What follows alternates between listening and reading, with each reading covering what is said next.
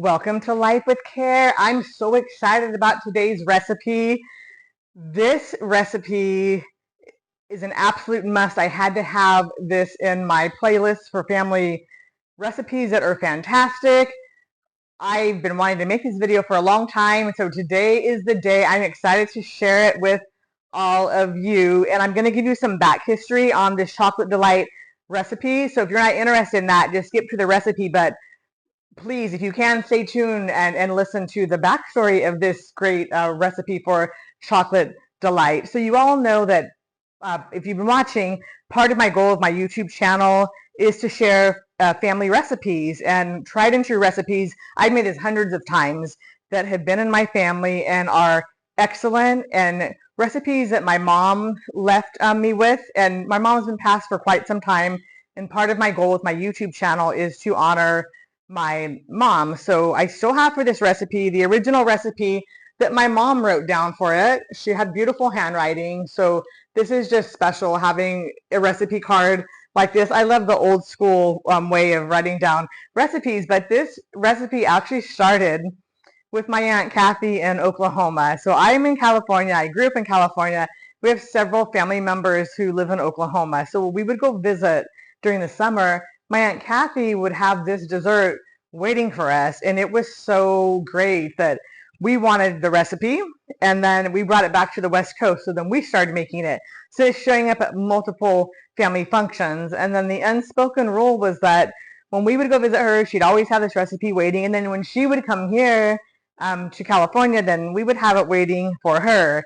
Then I take it to work functions, and people remember this recipe. I'm going to warn you, if you make this and you take it someplace, it won't be the last time you make it, because people will ask you to bring this again. So it's really, really great. And in the recipe, I'm going to be sticking to the ingredients that my mom and my aunts would use.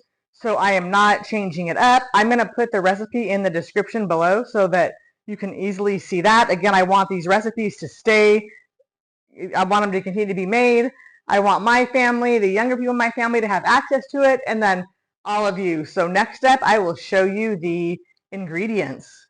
Before I show you the ingredients, I just want to show you the recipe cards that my mom made out from her sister's recipe, and that's the front of it. I wrote great on the top right, and then here's the back with all the instructions, and it's really something treasured having these recipe cards in her handwriting. Okay, here we go with the ingredients. We're going to be using flour and 1 stick of butter. This is salted butter. I usually use salted butter, but you can use unsalted or salted. It does not really make a difference. We are going to be chopping these up more. These are chopped pecans, and we're going to chop them up more. I have 8 ounces of cream cheese. I want to mention, don't try to go fat-free on this recipe. It's not going to turn out great. This is a dessert. Enjoy it. Chocolate delight. So enjoy. This is 8 ounces of cream cheese. And then I got a big tub of Cool Whip here. It's thawed out, so you want it thawed. We will be using some powdered sugar. And this is really important. Very, very important. So I have 2 small jellos.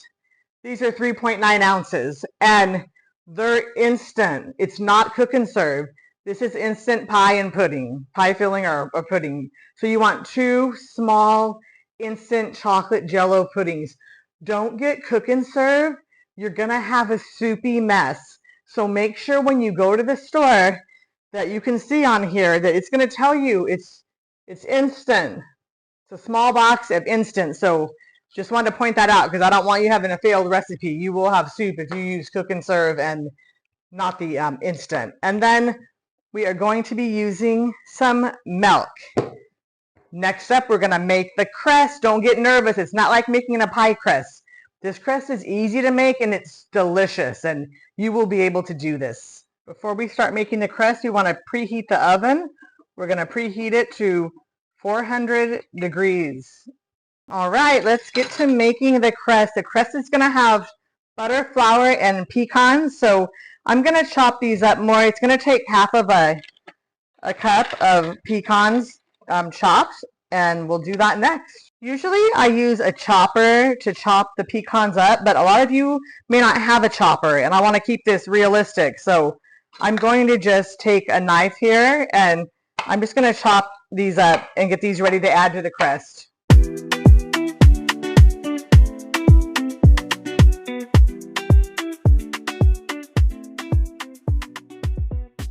The main thing is we don't want huge chunks, so that's looking pretty good. There's a few here that are kind of big, but you can just take your knife along and chop that up. So that's looking ready to go.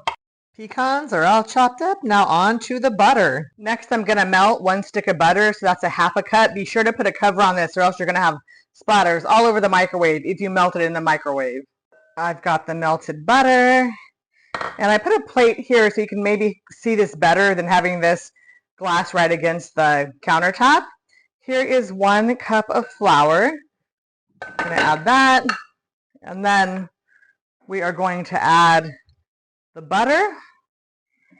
And I'm going to mix this around and get everything mixed up. And then I'm going to add the nuts. Okay, we're going to add that 1/2 cup of chopped nuts and mix everything.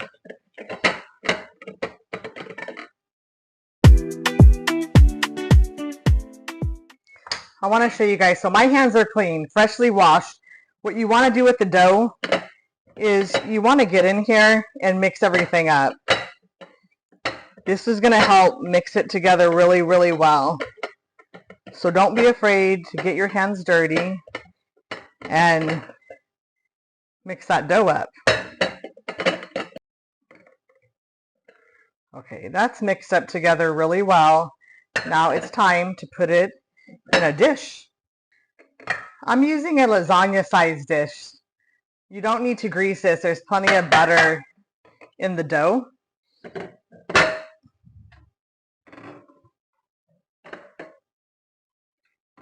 You're going to think that you don't have enough dough, and what you want to do is put it in the middle and then press it out onto the sides.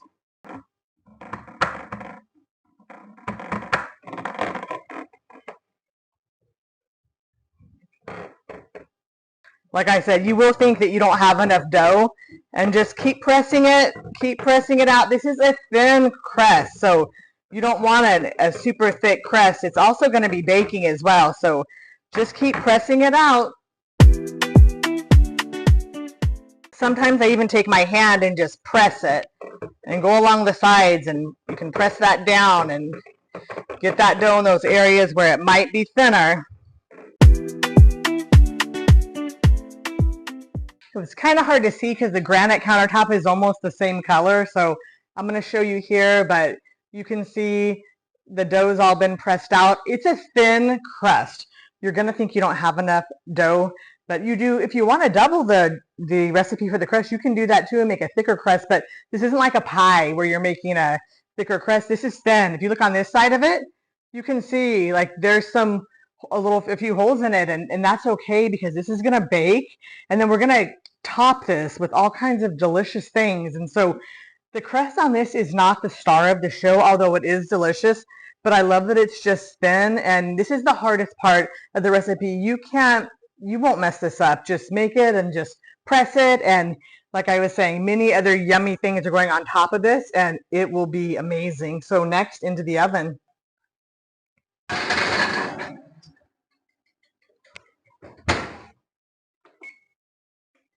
Gonna put it in for 15 minutes. Time is up. It's time to pull it out of the oven. And you can see there how it's looking golden. Crust is done. The crust is out, and it's time to just let it cool. You want it to be completely cool by the time you add the other ingredients. The other ingredients are cold, so you don't want to add that to a hot crust. A lot of times what I do to save time is I make this crust the day before, and then it sits all night into the next day. I cover it once it's cool. And then I will finish it off. But today I'm doing it all in one day. So it definitely needs to cool down, probably for at least an hour. So I'm going to let it cool while I go and do other things. And like I said, you can always make it a day before. It will save you time, and then it will definitely be cool when you go to add the rest of the ingredients. It's been about an hour and a half, and this is nice and cool now. So the crust is done, and next we're going to mix together cream cheese, Cool Whip, and powdered sugar. That will be the next layer. I've got out my bowl, and then next I'm going to be putting some cream cheese in. If you can let this sit out for about 15 minutes, it's easier to mix it if it's soft.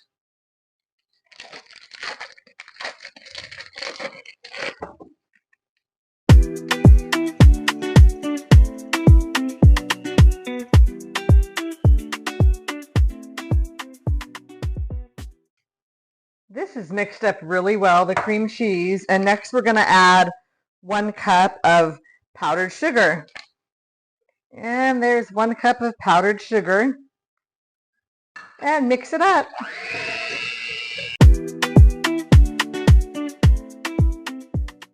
And next we are going to add 1 cup of Cool Whip. Here goes the Cool Whip. Sorry about the odd angle. I am trying to make sure that you can see everything, but there's the Cool Whip, and mix it up. Looking pretty good there, but let's just scrape the sides. Get everything mixed in.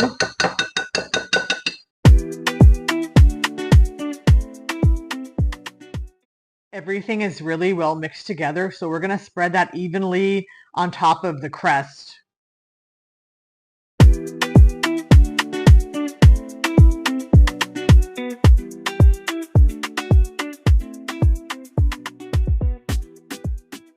All the way to the edges. And you want to get that spread pretty evenly. And I just like to use a spoon, the back of a spoon, spreading that all out.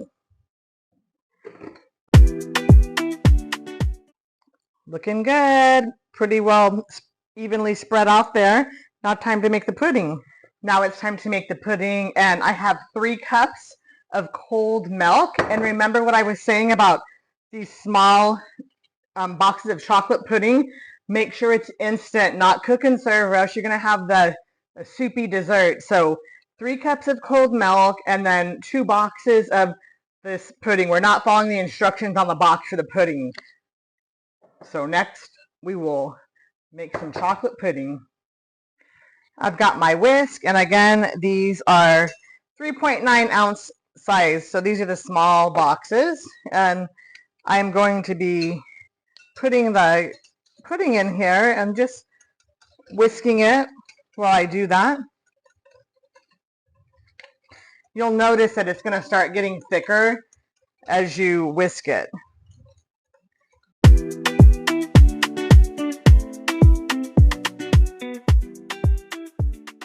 And it's getting thicker already. I'm just going to continue to whisk it, make sure the sides and everything are mixed in here.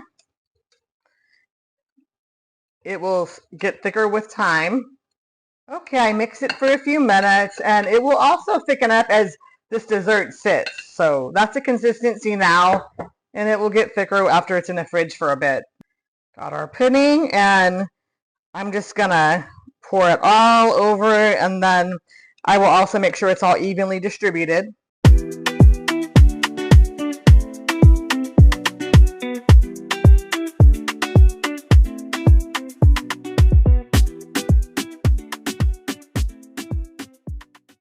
It's looking good. Pudding's all layered, and you can see the layers are starting to form. Now we need to add Cool Whip to the top. Got the Cool Whip back out. Now it's time to top it with Cool Whip. Just gonna spread that all around. Cover the whole entire top layer with Cool Whip.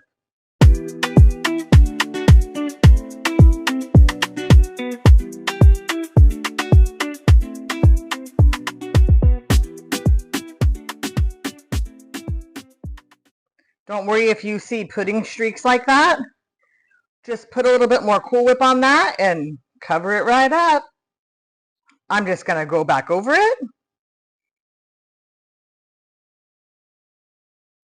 I don't like the sides being too messy, so I put my finger in a paper towel, and I'm just going to go around here and clean that up. And then I just kind of pat these sides down. We're going to cover this with pecans, so it is all good. Okay, it is looking amazing. Let's put some toppings on this. First, let me show you the layers. Just look at that.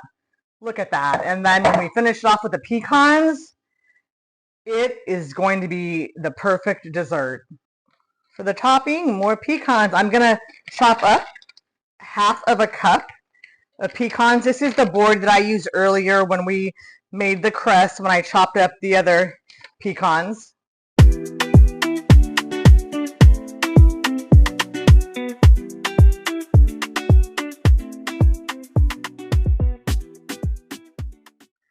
You can see that those are diced up pretty well now, and time to sprinkle on top. Just gonna sprinkle them all over the top.